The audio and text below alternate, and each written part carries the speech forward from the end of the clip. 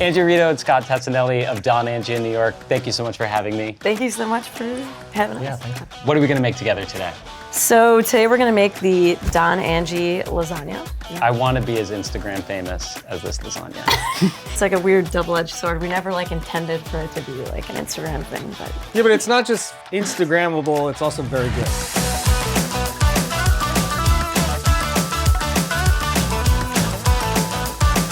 What was the intention when you both opened Don Angie? What did you want the restaurant to be? So when we opened Don Angie, we really just wanted to have like a neighborhood restaurant. It kind of like evolved sort of differently than we like originally imagined. Yeah, but it's really wonderful actually, because now, yeah, people can go there to celebrate special occasions, but then there's also like quite a few West Village neighborhood people that, you know, are regulars that just like stop by. If they can get in. Yeah. It was packed last night. It's small, it's physically small, Yeah. so, you know. What were you looking for in terms of like cuisine-wise? I mean, Italian-American food, but done in a different, new, unique way. And something that looks really interesting, uses interesting ingredients, but when people eat it, it's very familiar. And that's where this dish is a perfect encapsulation of that. So I wanted to like jump right into the lasagna. How do you guys start this process? And how many days ago did this process start? It's typically like a 2-day process because all the ingredients that you need to assemble it like need to be chilled. So you need to make them a day in advance. We use fresh handmade pasta. One thing that's unique about both of our restaurants, Don Angie and San Sabino, is that we hand make all of our pasta, and we don't use an extruder, we don't use anything like that. Each little piece is like hand folded and touched by someone's hands. I think it's very like special and unique. This is pasta that was made fresh, and then we basically just like quickly blanch it in boiling water and then quickly like cool it down in ice water. The reason being, if we didn't do that and we just like assembled this and put it in the oven, the pasta would be raw. You have them blanched, cooled down, and then you have the squares. Where do you go from here? So now we're ready for assembly. I start with a layer of pasta and then a bechamel. So there's one thing about our cooking I think that is important is we're layering flavor into like every single aspect of every dish, every step. So this bechamel is infused with shallots and garlic and black peppercorn and thyme and bay leaf. So now we use some Parmesan. We use Parmigiano Reggiano 24 month. That's the only type of parm that we use in the restaurant. We use quite a bit of cheese in the restaurant. We kind of joke about that a lot. Like it's like literally a cheese restaurant. I think there's something like very Italian-American though about like copious amounts of cheese. So.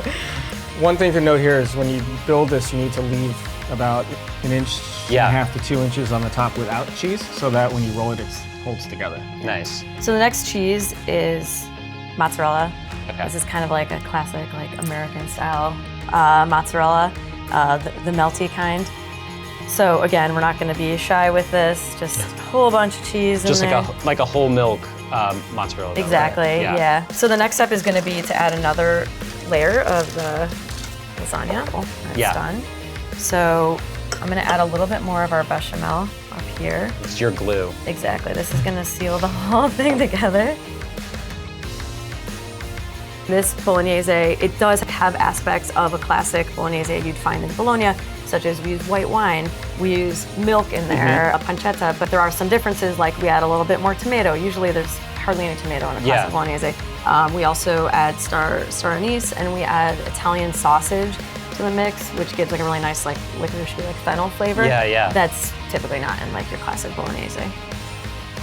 This, when it's hot, is a quite different texture. We just want this to be super ice cold at this point to make it easy to spread. This reminds me of like making cinnamon rolls at home. This Yeah, next totally. step. That's interesting you say that, because this dish in general, like how it's presented, was inspired by like an image of cinnamon rolls. That's how I thought of the idea. Yeah. Then after we made it, though, we realized it serves a couple different purposes, which is it's very easy to share, it cooks really fast, looks really nice, and it also eats totally different than regular lasagna, because regular lasagna is stacked on top of each other and compacted, and this never compacts because it's rolled, so it comes across as, believe it or not, after seeing all the cheese, it's very super light. Yeah. Well, when we eat it, I'll see if I believe you. So basically, I'm just gonna kind of roll this up.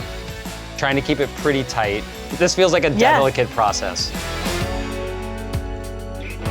So there's 3 sauces total. We have the bechamel, we have the Italian sausage bolognese, and then this is our San Marzano tomato sauce.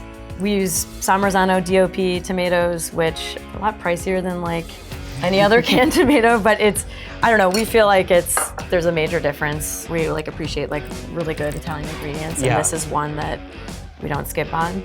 And you don't add too much, you wanted the tomato to shine through on that? Yeah, exactly. This is a very simple sauce with just a little bit of salt, olive oil, garlic, a little bit of chili flake.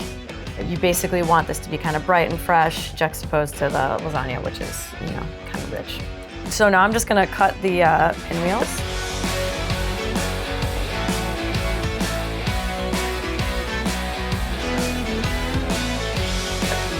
And then I'll place them into the dish. So I'm starting at the top of the dish. So 6 coming in order. Exactly. So from here, we're gonna put this into the oven, get them nice and golden brown, bubbly. We're gonna add some dollops of fresh Robbiolina cheese, which is like a tangy cow's milk cheese. And then we're gonna return it to the oven for like just another minute to kind of gently warm that. And then we finish it with olive oil and parsley. Now we're ready for the oven. Okay, great.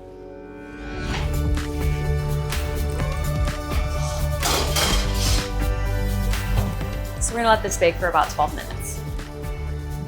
So this is about 10 minutes in. It's nice and melted and bubbly. We're gonna add a few dollops of the fresh Robbiolina cheese.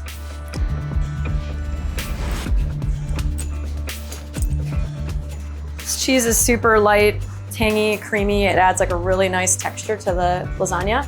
I'm gonna go back in the oven just to kind of take the chill off the cheese for another 1 or 2 minutes, and then it'll be ready to go. Here we are. We cleaned up while you were away. Oh, I appreciate that. So just a little, little fresh parsley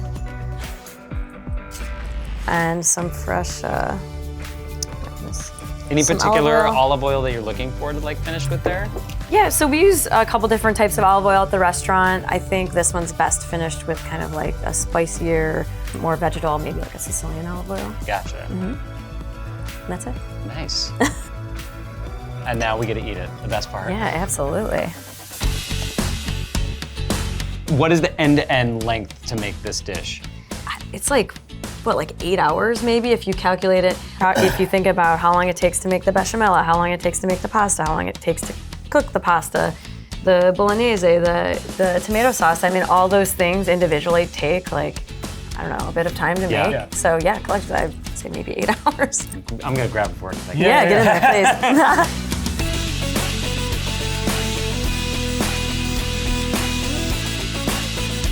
Do you ever wish your most famous dish was like less labor intensive? Totally. Yeah, totally. That's totally crossed my mind. I mean, on the weekends we'll sell 100 a day. We have like a team of people just constantly producing lasagna, basically.